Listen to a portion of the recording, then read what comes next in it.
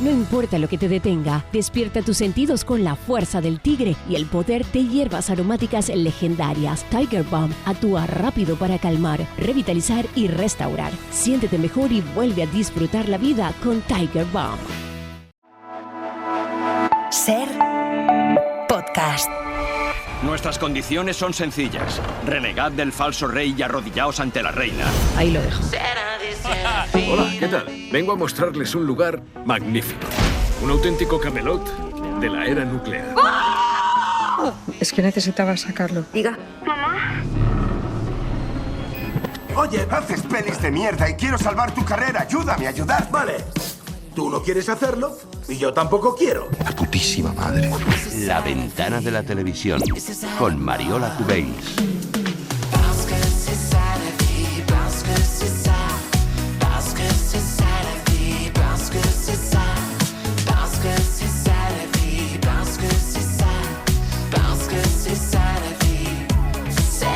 Son las 6 y 8, las 7 y 8 en Canarias, en algún lugar de la Comunidad Valenciana. Mariola Cubells, hola Mariola.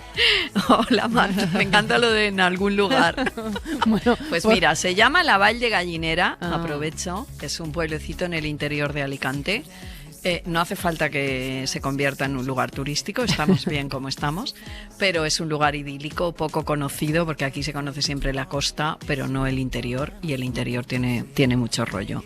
Hecha esta puntualización turística que no me has pedido, buenas tardes, compañeros. Buenas tardes, Iñaki, ¿qué tal? Lo único que tiene de malo el interior es que estás tú, por lo demás también tiene sus atractivos, aparte de la costa. Hombre, Iñaki. Oye, Marta, qué interesante el escritor, me ha interesado muchísimo el libro, muchísimo. Ah, te lo recomiendo. Sí, ¿no? Me interesa además, mucho sí, porque además yo Santiago tengo una cruzada contra las madres locas, un poquito, ¿sabes? Hombre, tampoco es necesario una cruzada. No, sí, en el sentido de que creo que es verdad que el mundo las ha vuelto un poco locas, es decir, en el sentido de demasiada información, demasiadas contradicciones que llegan de todas partes, en fin, me estoy metiendo ahora también en otro jardín, pero tú me entiendes, Marta. No, yo lo que entiendo también como madre, no sé si loca, pero como madre es que hacemos lo que podemos, en realidad. Exacto, como todas las generaciones. Totalmente, ojo, hacemos lo que podemos con la información que tenemos, que cada vez es más y más contradictoria, además, ese entonces, es el problema. Sí, ese es el problema. Creo que hay demasiada. Yo abro Instagram, a mí me gustan mucho los bebés, y entonces abro Instagram y todos son indicaciones de madres que les dan a otras madres sobre cómo sostener, sobre si la lactancia, Entonces, claro, yo entiendo que una persona que acaba de ser madre y esté un poco perdida, como estamos todas cuando empezamos, te desconcierte, ¿no? Y te abrume tal cantidad de información. Bueno, vamos a la tele, venga. Pero el libro de Santiago Gerchunov es muy interesante. Sí, no, vamos, me lo voy a pedir ya mismo. Sí. Oye, además hoy tenemos actualidad relacionada con el mundo audiovisual porque se ha aprobado el Estatuto del Artista y regula, entre otras cosas, la participación de los menores, reconoce las promociones y los ensayos, la preparación como tiempo de trabajo, y también incluye una figura de la que yo escuché por primera vez gracias a ti, Mariola, que es la de... Hablamos aquí, ¿te acuerdas que lo hablamos? Sí, la del coordinador de intimidad. Exacto. Y ahora lo han incluido por ley. Y me encanta, porque aquello, acuérdate que hace veranos de esto. Y era una figura incipiente para recordarle a todos los oyentes, y a ti también, Iñaki, que te interesa. Sí. Es una figura que no existía y que está en los rodajes permanentemente para controlar las escenas más o menos sexuales, eróticas, íntimas. Igual que hay un coordinador de acción cuando hay una pelea, esto no existía y entonces se ha ido incorporando poco a poco gracias al empeño, sobre todo de las actrices, ojo, claro. Y ahora ya es una figura, me encanta esta decisión, me parece, de verdad, es que no os podéis imaginar la cantidad de angustias y de malos ratos que han pasado a lo largo de la historia. ¿Pero de las qué actrices. hacen exactamente, por ejemplo? Previenen situaciones de acoso, básicamente. Vale. Unas escenas, íntimas, de sexo, de desnudo... No solo eso, no solo eso, Marta. O sea, aparte de prevenir, ellos lo que hacen, lo que nos contaba que el verano, la pareja de muchachas que lo hacía, era hacer una ellos, las escenas de sexo pueden ser coreografiadas, igual que una escena de acción. Entonces claro, ellos decían, como es una escena de baile, ¿no? Sí. Pones la mano aquí, la quitas, ahora te vas allí, te das la vuelta, la coges por la espalda. Entonces coreografían algo para que esté todo pactado,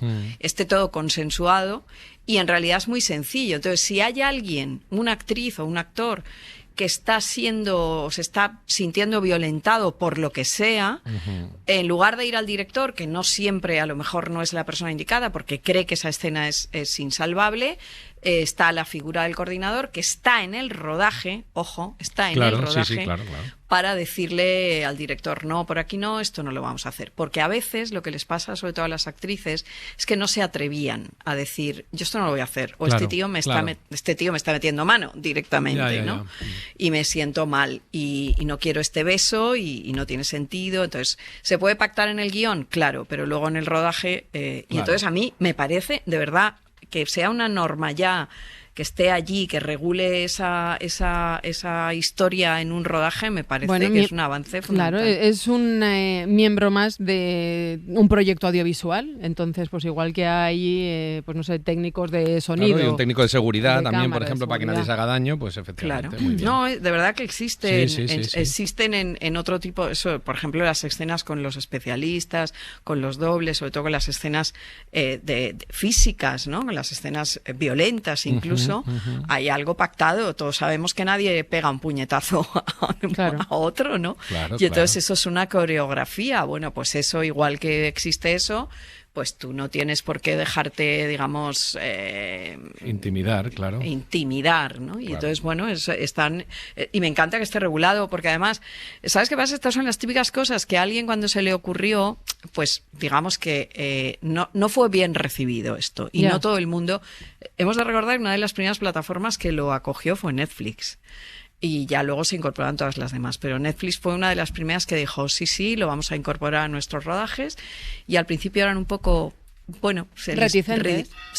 Incluso se les ridiculizaba un poco, ¿sabes? Hasta que ya la cosa pues cobra una dimensión y bueno... Ha sonado la campana del pueblo, ¿eh? O sea, te tienes que ir a misa no, o lo algo... sé.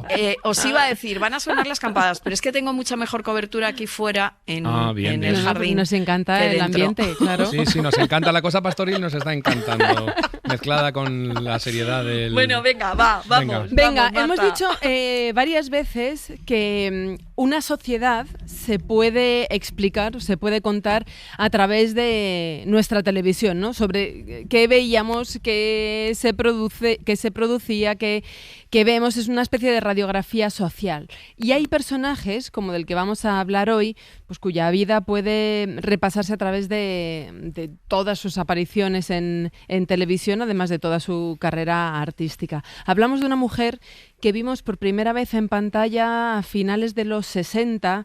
Hemos seguido toda su trayectoria profesional, quisiéramos o no, porque como también durante esos años solo había un canal, pues la seguíamos todos. Ha tenido encontronazos con otras compañeras de carrera, hemos seguido su éxito por toda Latinoamérica, toda su vida personal se ha enamorado, se ha desenamorado delante de las cámaras, incluso ha hablado de una enfermedad a la que ella temía, pero de la que habló pues casi como una pionera de su época, sin tapujos. Hoy hablamos de Rocío Jurado y el documental La Más Grande, cuyo creador nos escucha, se llama Alexis Morante. Alexis, buenas tardes. Hola, buenas tardes. ¿Cómo estás, Alexis? Muy bien, no tan bien como Mariola, que está con las campanas, pero muy bien. Bueno, Alexis, ya Marta ha estado con nosotros en La Ventana. Bueno, yo tengo que felicitarle por el documental. Hemos de situar al oyente en que no es un documental al uso, es decir, se han hecho distintos reportajes, documentales, especiales sobre Rocío Jurado. Alexis se va a otro lugar, tiene otra mirada y eso es lo que quiero que nos expliques. Sí, lo que dice Mariola es, creo que Rocío Jurado que lo habéis descrito muy bien ahí en la introducción, es un personaje enorme para nuestra sociedad. Creo que se había hecho muchas cosas sobre ella o creíamos saber mucho sobre ella por muchos reportajes, por la televisión, por mucho que se ha hablado de ella alrededor, sobre todo después de muerta. pero cuando se aproximaron en Movistar Plus para que hiciéramos un documental, entre comillas, definitivo de ella, pues sí creo que lo que pretendían era que tuviéramos esa mirada nueva, más cinematográfica, ¿no? El aunar todo lo grande que fue ella para nuestra sociedad y todo lo grande que fue como artista, que es una cosa que se hace mucho en la cultura anglosajona, pero aquí quizás no tanto. ¿Cuántas horas puede haber de Rocío Jurado en pantalla? Bueno, el trabajo que se ha hecho de documentación es inmenso, porque creo que una vida como la de ella, como tú has dicho, está retratada casi desde que empieza a triunfar, y es un personaje muy, muy mediático, ¿no? Entonces lo tenemos como que estaba ahí la historia, pero no se habían puesto las piezas para hacer el puzzle de la narrativa de cinematográfica, ¿no? Y yo, las horas no lo sé, pero creo que hemos estado meses haciendo documentación con un equipo muy bueno de documentación, y a partir de ahí hemos estado analizando. Sobre todo hay que tener un guión, ¿no? Donde sepamos qué se quiere contar, y a partir de ahí todo lo que hay de documentación usarlo a nuestro antojo, ¿no? Para que se pueda contar la historia de España. Claro, es que la selección, eso que dices tú del guión que había que hacer, seguramente no lo habríais hecho igual hace 20 años, porque la consideración de su música, no del personaje, sino de su música, era muy distinta, ¿no? Hace unos cuantos años era la música, bueno, todo lo que se rodeaba la copla, el flamenco. Esto empezó a despertar a finales de los 80, principios de los 90, pero hasta entonces era una cosa que era de nicho y de ciertas clases sociales, lo vamos a decir claramente, porque era así de clasista el asunto, y entonces se interesaba más su vida personal y sus vestidos y su no sé qué, que su arte puramente, su música, bueno, que aunque no componía, pero quiero decir su modo de cantar. O sea que no sé si tú te has dado cuenta de que efectivamente tu propia perspectiva, que ya tendrás por la edad que tienes, ha cambiado en 20 años, y que no habrías hecho el mismo guión hace 20 años que ahora.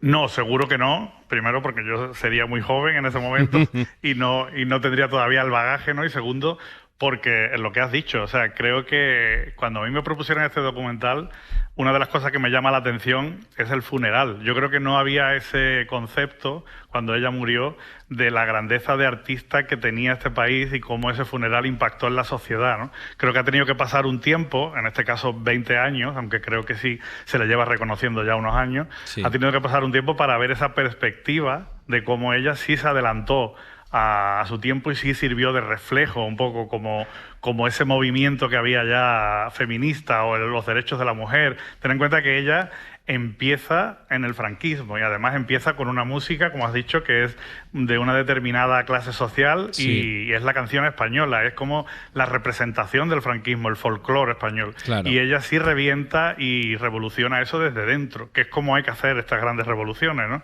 Desde dentro, y rompiendo ese techo que tenían la folclórica, y ella lleva el feminismo a un lugar que todavía no se había llevado, y eso, el germen que había de las mujeres en esa época, creo que ella lo representa muy bien. De hecho, eludió la censura en televisión española actuando con un vestido donde se veía pero no se veía, ¿no? Y al día siguiente llenó los titulares de todos lados, incluso llegó a destituirse algún ministro por este episodio. ¿Han visto ayer la televisión? Ya salió. ¿Qué pasó ayer en televisión? Salió Rocío, esa que canta. La vi, por cierto, me gustó mucho. Medio desnuda. Un escándalo. Vamos, por lo menos un escándalo para la gente sensata, que somos la mayoría. Vamos a ver. Vamos a ponernos en el sitio. Yo expuse mi vestuario a la censura, ¿sabes? Sí, pero expusiste el vestido, no contigo dentro. Lo cierto es que se armó una gran escandalera que estuvo a punto, yo no sé si de que dimitieras del presidente. Pero salieron tres ministros. ¿Tres ministros? ¿Tres ministros? No. Hay una cosa del documental que cuenta muy bien no solo la historia de Rocío Jurado, sino que bueno, tiene una dimensión social, cultural, política, incluso que va más allá de ella como artista. Alexis, pero tú, que has hecho diferentes docus sobre Bisbal, sobre Héroes del Silencio, sobre Alejandro Sanz, sobre Camarón, la diferencia entre abordar algo con una persona que está viva y con una persona que ya no está, ¿cuál es? Es una diferencia bastante grande a la hora de abordarlo. Yo esto lo compararía con el de Camarón, de los que has nombrado, porque sí creo que lo primero que nosotros, que yo tengo a la hora de abordar un documental es que hay que tener una confianza total con el artista, que esto es lo que hacíamos con Bisbal o con Bunbury o con Alejandro Sanz, ¿no? Una confianza total donde ellos no tengan miedo a que nosotros entremos en su vida y contemos todo lo que haya que contar, y ya después cuando vean el montaje ya verán que hemos construido una historia. Cuando una persona está muerta, lo primero que hay que hacer entonces es ganarse ese favor de la familia, de los herederos que están vivos, ¿no? Y a partir de ahí conseguir todo el material de archivo posible, porque como no están vivos, tenemos que retratar esa historia desde el presente hacia el pasado. Y a mí una cosa que me gusta mucho, que hicimos con Camarón también, es tratar la historia como una fábula, como algo que ocurrió en el pasado y que te está contando alguien. En el caso de Camarón lo hizo Juan Diego, con una voz en off, y aquí lo hace Daniela Vega, la actriz chilena, que nos cuenta esa historia como si estuviera contándonos casi un cuento, y eso me permite a mí irme a metáforas más cinematográficas, ¿no? Para contar algo más de lo que es una historia normal de una persona. Y eso es lo que a mí me gusta de las personas que ya no existen, ¿no? Que se les puede hacer ese gran homenaje a la vez que estás contando sus sombras y sus luces. Lo que no sé si es más fácil... Ay, perdóname. Perdón, Iñaki, no, hay una ausencia de morbo en el documental, lo digo por si alguien se quiere acercar a él con esa intención, no lo va a encontrar, porque además es solo hasta la muerte de Rocío Jurado. Entonces, sabéis que vosotros dos no, Marta y Iñaki, porque vosotros sois dos intelectuales, tipo de cosas. Por supuesto. Y tenemos 25 años. Claro, pero sabéis que todo el entorno de Rocío Jurado pues ha dado mucho que hablar en la tele, digamos, menos noble, por decirlo de alguna manera. Sí. Y entonces Alexis se queda ahí, ¿no? Y entonces es una narración, como tú dices, es una fábula estupenda. Estos días, Alexis, yo quiero saber si tú... hemos estado whatsappeando, Marta, Iñaki, Alexis y yo, porque Alexis no era consciente de la dimensión que podía tomar el documental más allá de la narración audiovisual pura y dura, ¿no? Porque esto ha sido pasto de tertulias televisivas que, por supuesto, no hablaban del documental. Alexis, hablaban de otra cosa. Y quiero saber cómo lo has vivido tú, ¿no? Si eras consciente de que esto podía pasar. Bueno, yo lo he vivido quizás con una sorpresa buscada, porque sí es cierto que sobre todo mi madre es la que me iba avisando de, oye, que te han nombrado en Telecinco, que de pronto... Oye, tu madre y yo, tu madre y yo. Tú también, sí, ya nos ha quedado claro que os whatsappeáis a nuestras espaldas. Tú también me ibas mandando cosas. Bueno, es que Mariola sale en el documental. Es que yo le enviaba cosas, digo, bueno, es que estoy flipando con... Y él decía, no me digas. Digo, sí, están diciendo esto y esto. Bueno, dime, Iñaki. Sí, no, es una cosa... Vamos, al final nosotros... Yo lo que hago es intentar hacer una burbuja cuando afronto un documental así, una historia así. Intento no influenciarme por todo lo que se dice alrededor, y mucho menos si es morbo y nos desvía de la narrativa cinematográfica, ¿no? Y eso es lo que hemos hecho, yo, Raúl Santos, que es el co-guionista, los montadores, Teseo, la productora. O sea, creo que nos hemos encerrado mucho en esa burbuja, y cuando ha llegado esa hora de la promoción, yo estaba con que esto es como cuando hago una película de ficción. O sea, vamos a estrenarla, la hemos estrenado en Callao, las críticas salen y de pronto empiezan a hablar en tertulias, que yo no conozco normalmente. Entonces esto sí es un golpe que de pronto no me esperaba, y decía, bueno, me acerqué un poco a verlo y la verdad es que, como tú dices, no se habla realmente del documental. De hecho, hay veces que no se ha visto el documental, o hay veces que están hablando de cosas que no tienen nada que ver, ¿no? Y eso creo que es lo que Rocío Jurado llevaba mucho tiempo sin tener, ¿no? Que es un documental que de verdad hablara de ella, no que hablara de todo el entorno que hay alrededor, que creo que lleva 20 años un poco ensuciando más su imagen que agrandándola, ¿no? ¿Qué cuenta, después de haber pasado por todo este trabajo, Alexis, qué cuenta de nuestro país la vida de una persona como Rocío Jurado? O sea, ya hemos hablado pues de la época de la censura, de cómo ella se declaró feminista, pues una de las abiertamente, pioneras. Abiertamente, de una manera... Y pro-gay también, sí. Y pro-gay, efectivamente. Insólita ahora mismo. Sí, ha hablado de salud mental cuando nadie hablaba. Totalmente. Yo creo que ella lo que aporta... sobre todo es una memoria colectiva. O sea, yo creo que todos los que conocimos a Rocío Jurado en vida, esto forma parte de nuestra memoria como país. O sea, es algo que se puede igualar ahora que estamos con la selección española, se puede igualar al fútbol cuando ganas un mundial, pues cuando se murió Rocío Jurado. Creo que eso es por lo menos lo que yo noté a la hora de revisar todos los archivos, es que que generó un impacto muy grande en la sociedad y se hizo un seguimiento muy grande de esa enfermedad suya, y eso era porque ella sí había calado en la sociedad más de lo que creíamos. Entonces creo que ella representa, y esto es algo más grande, ¿no? Yo cuando hice Camarón entendí que él estaba revolucionando el flamenco desde dentro y que se erigió como representante del pueblo gitano sin querer. Con Rocío Jurado yo creo que se dobla la apuesta. Ella revoluciona la canción española por completo, pero es que aparte se erige como representante de los derechos de la mujer. O sea, que estamos hablando de una sociedad enorme, ¿no? La parte de la mujer y cómo ella pasa del franquismo a la democracia y se adelanta a todas y sirve como espejo a eso, ¿no? Y creo que eso es lo que se le agradece hoy en día, y por eso todos los colectivos más minoritarios la quieren tanto en este momento. Yo empezando a ver el documental me recordaba mucho a un podcast que escuché cuando vivía en Estados Unidos sobre Dolly Parton, que habla sobre Dolly Parton, pero habla de la historia de ese país, o de una parte de la historia de ese país que se cuenta pues a través de esta mujer que representa tantísimas cosas. Y también me pasa un poco con el retrato de una mujer moderna de Manuel Vicent sobre Concha Piquer, ¿no? Que explica a través de su vida una parte de nuestro país, y por eso me parece tan valioso. Sí, yo estudié en Estados Unidos y viví un tiempo allí, y allí se hace esto muchas veces. O sea, creo que los documentales musicales allí son considerados casi documentales de la sociedad, ¿no? Ahí está Frank Sinatra, tiene uno HBO, Elvis Presley, Janis Joplin, Donna Summer, Aretha Franklin. Estamos hablando de figuras enormes que las unen directamente a la historia de Estados Unidos. Y además se les encumbra y se les pone en su lugar, ¿no? Se les pone, porque además estamos hablando de artistas que tienen canciones muy reconocidas. Rocío Jurado no tiene solo un éxito, no tiene dos, o sea, tiene 20 éxitos enormes. Y cada canción además está contando cosas de nuestra sociedad. Entonces es un personaje más grande de lo que yo creía que teníamos, ¿no? Y por eso se llama La Más Grande, claro. Oye, pero me cuesta mucho, Alexis, cuando te oigo hablar de todos esos documentales norteamericanos que yo conozco un poquito mejor, siempre pienso lo mismo. Estupendo el documental, pero es un poco hagiografía. Todo el rato hablando de lo maravillosa que era su arte y su persona. No sé cómo se evita eso cuando se está haciendo un documental de alguien que está aceptadamente reconocida en su labor.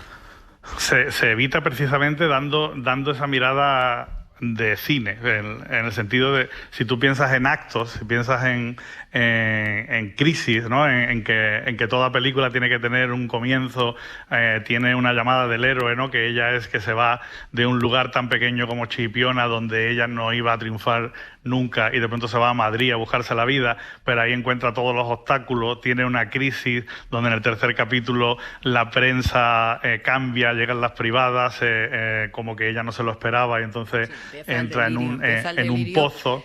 Claro, entonces todo esto es lo que hace que nosotros, pensando en cine y pensando en la estructura cinematográfica, vayamos caminando por eso y no por una geografía que sería todo más lineal. Fíjate que es verdad que la tele hizo mucho daño en su carrera. Habéis citado, Marta, a Dolly Parton. Yo antes, hablando con Iñaki, que le he preguntado con quién sería comparable, y me citaba también a Dolly Parton, Iñaki, y a Bárbara Streisand. Sí. Musicalmente, quiero decir. Sí, generacionalmente, y por la importancia musical que ella tenía y por el repertorio, si lo comparas, digamos, por así decirlo, una cosa muy folclórica, lo sabe muy bien Marta, que ha vivido en Estados Unidos, es el country en Estados Unidos, y es un poco comparable a esto de la copla. Y si coges una gran figura que ha durado muchos años y que ha tenido una vida muy expuesta en los medios por lo musical y por lo personal, efectivamente es Dolly Parton. También podría ser, lo has dicho tú y se me ha olvidado ya, Bárbara Streisand, pero es otro género, digamos, menos, también menos denostado, menos pueblerino, por así decirlo, como decíamos antes, que se consideraba la copla. Claro. Sí, al final el country sería el símil con la copla, que es lo que en España sería la música de aquí. Alexis, Camarón, Bunbury, Alejandro Sanz, Rocío Jurado, ¿y el siguiente qué? Bueno, lo siguiente, yo me voy moviendo entre documentales, ficción. Lo último que hicimos también fue precisamente un biopic, que fue de la película de Gila. Es verdad. Entonces, es el enemigo, sí. Es el enemigo. Lo siguiente será otro personaje, precisamente. Creo que sin quererlo me estoy especializando. ¿Y no nos lo puedes decir quién es? No lo puedo decir. No Vaya, lo puedo hombre. Alexis. Corten el micrófono. Isabel Pantoja. ¿Cómo nos haces esto? Son personajes muy grandes, ¿no? He de deciros a ti, Alex, si te interesa especialmente, va a haber un biopic el año que viene, la temporada que viene, un biopic de ficción de Rocío Jurado en Televisión Española, que no será exactamente. Ahí no te han pedido que dobles escenas ni nada, ¿no, Mariola? Bueno, he de deciros que en el docu sale también nuestra amiga Lidia y sus intervenciones son estupendas, y Manuel Alejandro como gran compositor, claro, Iñaki. Eso es como para hablar otro cuarto de hora, ¿verdad? Totalmente, o sea, qué maravilla. Y Juan Pardo también. Y Juan Pardo, que yo ni me acordaba, claro. Sí. Juan Pardo está en muchos... Juan Pardo es el pequeño Nicolás de la música de los años 60, 70, 80. Está en todo, pero no nos habíamos enterado. No abras ese melón ahora, Iñaki. Alexis Morante, muchísimas gracias por estos minutos en la ventana y gracias por el documental. Muchas gracias a vosotros. Un abrazo. Muchas gracias, un abrazo Alex. muy fuerte. Para no perderte ningún episodio, síguenos en la aplicación o la web de la SER, Podium Podcast o tu plataforma de audio favorita. No importa lo que te detenga, despierta tus sentidos con la fuerza del tigre y el poder de hierbas aromáticas legendarias. Tiger Balm actúa rápido para calmar, revitalizar y restaurar. Siéntete mejor y vuelve a disfrutar la vida con Tiger Balm.